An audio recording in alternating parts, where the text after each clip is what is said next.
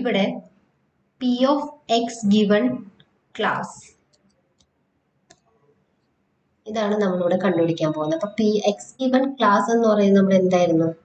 X എന്ന് പറയുന്നത് നമ്മൾ ഒരൊറ്റ ഫീച്ചറിനെ ബേസ് ചെയ്തിട്ടാണ് നമ്മൾ പോസ്റ്റീരിയർ പ്രോബബിലിറ്റി കണ്ടുപിടിക്കുന്ന ഇക്വേഷൻ നോക്കിയത്. അതിൽ എക്സ് എന്ന് പറയുന്നത് x1 x2 ഉണ്ട്, അതായത് അറ്റൻഡൻസും ഹോംവർക്കും. അതായത് P of x1 given class into P of x2 given class, ഇങ്ങനെയായിരിക്കും ഇത് വരുന്നുണ്ടായിരിക്കും. അറ്റൻഡൻസ് എന്ന് പറയുന്നത് x1 ആണ്, അതുപോലെ ഹോംവർക്ക് എന്ന് പറയുന്നത് x2 ആണ്. ഓക്കെ, x2 ആണ്. ഇനി പാസ് നമ്മൾ പോസ്റ്റീരിയർ പ്രോബബിലിറ്റി കണ്ടുപിടിക്കാൻ പോകുന്നത്. സോറി, പോസ്റ്റീരിയർ പ്രോബബിലിറ്റി അല്ല, ലൈക്ലിഹുഡ് ആണ് നമ്മൾ കമ്പൈൻ ചെയ്യാൻ പോകുന്നത്. നമ്മളിപ്പോൾ ഇൻഡിവിജ്വൽ ആണ് ഓരോന്നിൻ്റെയും ലൈക്ലിഹുഡ് കണ്ടെത്തിയത് അല്ലേ.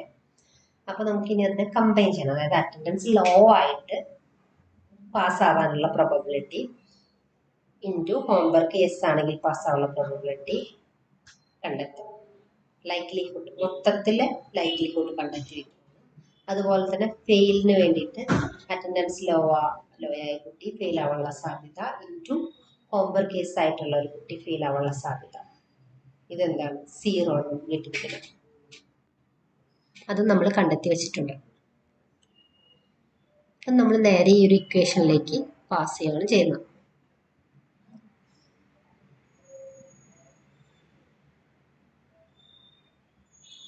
അതായത് P of pass given X equal to P of X given pass into P of pass. അതുപോലെ തന്നെ ഫെയിലിൻ്റെ പോസ്റ്റീരിയർ പ്രോബബിലിറ്റി നമ്മൾ കണ്ടെത്തിയിരിക്കുകയാണ്.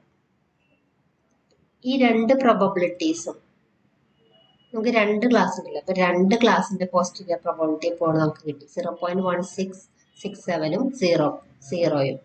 അപ്പോൾ പാസ്സാവാനുള്ള സാധ്യതയാണ് ഇവിടെ കൂടുതലുള്ളത് അല്ലേ. ഫെയിൽ ആവാനുള്ള സാധ്യത ഇവിടെ 0 ആണ്.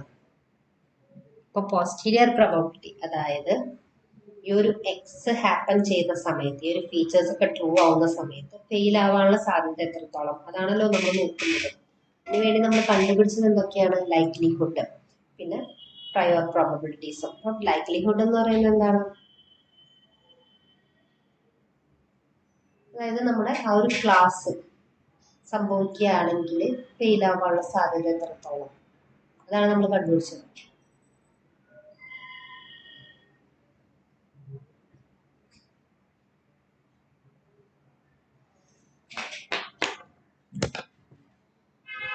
അപ്പൊ ഇവിടെ നമ്മുടെ ഫൈനൽ ആൻസർ എന്ന് പറയുന്നത് പാസ്സാണ് അല്ലേ.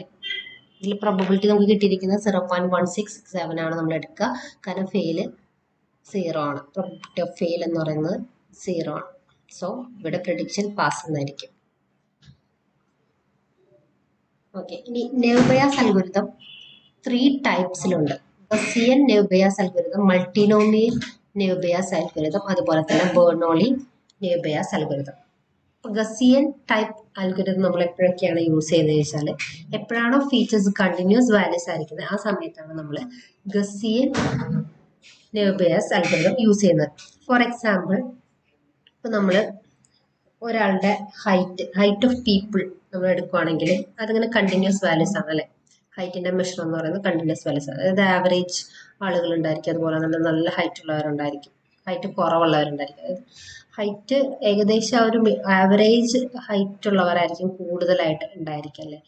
കുറവുള്ളവരും അതുപോലെ തന്നെ ഏറ്റവും കൂടുതലുള്ള ആളുകളും കുറവായിരിക്കും അല്ലേ. അപ്പോൾ ഗസ്സിയൻ എന്ന് പറയുമ്പം ഇപ്പോൾ ഒരു ഇങ്ങനെ ഹൈറ്റ്, ഇതിപ്പോൾ ഹൈറ്റ് ആയിട്ട് നമ്മൾ നോക്കുവാണെങ്കിൽ ഇതിൻ്റെ ഒരു ഗ്രാഫ് പോണത്, അതായത് ഏറ്റവും കുറവ്, അതായത് ആവറേജ് ആളുകളായിരിക്കും ഈ ഒരു മിഡിലിൽ വരുന്നുണ്ടായിരിക്കും. അപ്പം ഏറ്റവും കൂടുതൽ ഹൈറ്റ് ഉള്ള ആളുകളും വളരെ കുറവേ ഉണ്ടായിരിക്കുള്ളൂ, അതുപോലെ തന്നെ കുറച്ച് ഹൈറ്റ് കുറവുള്ള ആളുകൾ വളരെ കുറവേ ഉണ്ടായിരിക്കുള്ളൂ അല്ലേ. ഏകദേശം ആവറേജ് ആളുകൾ ഏകദേശം ഹൈറ്റ്സ് ഈ ഒരു മിഡിലായിരിക്കും, മിഡിലുള്ള ആളുകളായിരിക്കും